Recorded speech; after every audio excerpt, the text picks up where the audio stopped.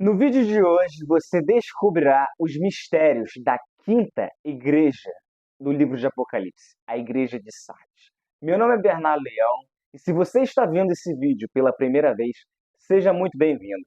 E sem mais demora, vamos aos mistérios da igreja de Sardes. A cidade de Sardes se localizava entre 50 a 60 quilômetros a sudeste da cidade de Tiatira. Ela foi fundada no ano de 1200 a.C. e se tornou a capital do poderoso e rico reino da Lídia.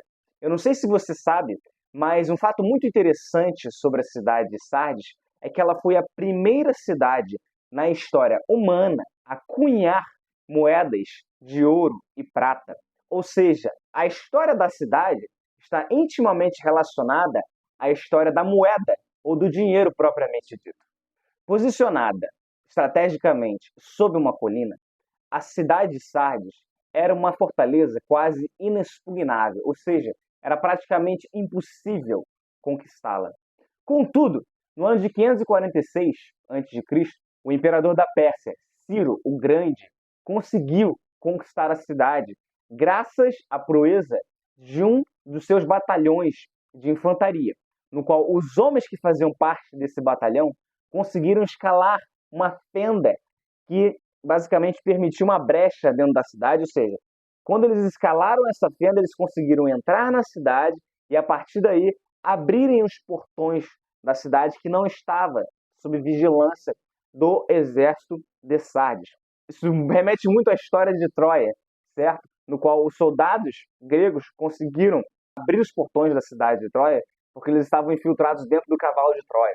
E da mesma forma, não houve cavalo no caso da história de Sardes, mas os soldados persas eles conseguiram se infiltrar na cidade e abrirem os portões. Então, um cerco que provavelmente poderia durar anos, durou apenas 14 dias. E Ciro o Grande conseguiu conquistar a cidade de Sardes. Nos 3 séculos seguintes, a cidade de Sardes ela foi paulatinamente, ou seja, progressivamente, perdendo sua posição como a mais importante cidade da Ásia Menor para Pérgamo. É interessante a gente notar que no ano 17 depois de Cristo, a cidade ela foi completamente destruída por um terremoto. Tanto é que o imperador romano Augusto financia a reconstrução da cidade de Sardes. Tamanha foi a devastação provocada pelo terremoto. E é muito interessante nós notarmos também que na cidade de Sardes havia uma grande comunidade judaica de cerca de 2.000 judeus, um número bastante expressivo para aquela época. E por fim, vale ressaltar que a deusa padroeira da cidade de Sardes era Artemis, a mesma deusa padroeira da cidade de Éfeso, que nós encontramos lá no livro de Atos. Então a cidade de Sardes ela tinha como principal deusa a deusa Artemis, a deusa da guerra, da justiça. Além disso, havia inclusive um templo dedicado a Artemis, quase tão grandioso quanto o templo que havia na cidade de Éfeso. Contudo, na cidade de Sardes, a construção do templo dedicado a Artemis não havia sido finalizada, ou seja, o templo estava inacabado. Agora que você já conhece o contexto histórico da cidade de Sardes, nós vamos entrar em minúcias, em detalhes, sobre os mistérios da igreja que se localizava na cidade, a quinta igreja do livro de Apocalipse. No livro de Apocalipse, capítulo 3, versículos 1 a 6, diz o seguinte: Ao anjo da igreja em Sardes escreva. O destinatário desta carta era o anjo da igreja de Sardes. Esse anjo representava o líder daquela igreja, uma figura metafórica. Muitos acreditam nessa principal teoria, de que o anjo ele representava a liderança da igreja. Ou seja, quando ele fala, quando o apóstolo João se refere ao anjo da igreja em Sardes, ele está se referindo ao líder da igreja em Sardes. Continuando aqui. Estas são as palavras daquele que tem os 7 Espíritos de Deus e as 7 estrelas. Aqui já vai o primeiro mistério relacionado à igreja de Sardes. Essa descrição de Cristo, no qual Cristo é aquele que tem as 7 estrelas e os 7 Espíritos de Deus, é uma descrição que remete ao livro de Zacarias, capítulo 4. Isso é muito importante nós entendermos que o livro de Apocalipse é o livro que faz mais referências cruzadas ao Antigo Testamento. Por isso que muitas vezes você talvez já tenha pensado que, caraca, como é difícil entender o livro de Apocalipse. E de fato é por quê? Porque para que você entenda o livro de Apocalipse de forma completa, se é que é possível entendê-lo de forma completa, você precisa ter um conhecimento muito amplo acerca do Antigo Testamento como um todo. Não pode ser um conhecimento superficial. Você tem que conhecer desde a lei até os profetas.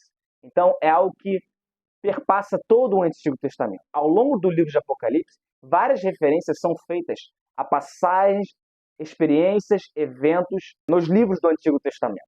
Então, aqui é muito interessante a gente notar o motivo de uma das principais dificuldades de nós entendermos o livro de Apocalipse. Continuando a leitura do texto, diz o seguinte: conheça suas obras. Você tem fama de estar vivo, mas está morto.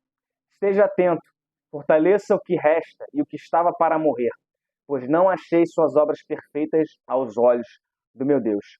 Aqui existe um paralelo muito interessante entre a igreja da cidade de Sardes e a própria história da cidade. Como a cidade era uma cidade famosa pelo seu passado militar, era uma cidade considerada uma das maiores daquela região, mas progressivamente perdeu a sua influência, seu status. Da mesma forma, a igreja de Sardes era uma igreja considerada poderosa, boa, uma igreja forte, mas que ao longo do tempo foi se desgastando, foi cansando. Como o texto diz aqui: conheço as suas obras. Você tem fama de estar vivo, mas está morto.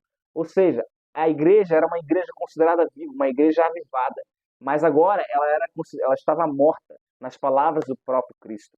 E ele continua dizendo: esteja atento, fortaleça o que resta e o que estava para morrer, pois não achei suas obras perfeitas aos olhos do meu Deus. Olha que coisa forte. Embora a igreja de Sardes se considerasse uma igreja forte, assim como a própria cidade se considerava uma cidade forte por causa do seu passado, Cristo, ele traz um alerta, ele fala: você esteja atento, fortaleça o que resta e o que estava para morrer, pois não achei suas obras perfeitas aos olhos do meu Deus. Olha que interessante. A cidade de Sardes, assim como a igreja, era uma cidade que vivia do seu passado. E a igreja, ela repetia, ela era um reflexo dessa realidade, dessa nostalgia, né? Desse sentimento de glória do passado. Só que Cristo fala: você não pode viver do passado, porque as suas obras que você acha que são boas, na verdade elas são mortas. Hoje você é uma igreja que precisa o quê? Fortalecer o que resta e o que estava para morrer. Então a situação da igreja de Sardes era uma situação terrível. Por quê? Porque a igreja como um todo estava morrendo e eles não percebiam isso. Não estava claro na visão deles, como estava claro na visão do próprio Cristo, de que as obras da igreja não estavam os conduzindo à vida, mas sim à destruição, à morte. E continuando, o próprio Cristo diz no versículo 3 que é: lembre-se, portanto, do que você recebeu e ouviu. Obedeça e arrependa-se. Mas se você não estiver atento, virei como um ladrão e você não saberá a hora que virei contra você. Aqui existe um mistério muito interessante, um paralelo que Cristo faz entre a sua segunda vinda, em que ele diz que ele virá como ladrão, o julgamento que ele traria sobre a igreja de Sardes. Cristo, ele diz o seguinte: lembre-se, portanto, do que você recebeu e ouviu, ou seja, lembre-se das minhas palavras, da palavra de Deus, das mensagens que Cristo havia proclamado aos seus discípulos, os apóstolos, e os apóstolos, repartiram ao povo de Deus, à igreja. Obedeça e arrependa-se. Essa é uma chave muito interessante que perpassa, que acompanha todas as cartas às igrejas do livro de Apocalipse. O arrependimento é a chave para esse reavivar espiritual que a igreja de Sardes precisava passar. Mas se você não estiver atento, virei como um ladrão. Cristo diz que ninguém sabe nem a hora, nem o dia, nem os anjos do Senhor, nem o próprio Filho, a não ser o Pai, a hora em que Cristo virá. E ele fala lá nos evangelhos de Mateus, de Lucas e no evangelho de Marcos, que ele viria como ladrão. Então a igreja de Sardes, ela precisa o quê? Se preparar para o julgamento que viria. Ela precisa fortalecer aquilo que estava para morrer. Contudo, ainda que a situação da igreja de Sardes fosse ruim, havia um remanescente fiel. Como diz o versículo 4, o próprio Cristo ele afirma que, no entanto, você tem aí em Sardes uns poucos que não contaminaram as suas vestes. Eles andarão comigo, vestidos de branco, pois são dignos. Lembrando mais uma vez o livro de Zacarias, na passagem do capítulo 4, diz que o sacerdote Josué, ele era resistido pelo diabo, por Satanás, porque ele tinha suas vestes sujas.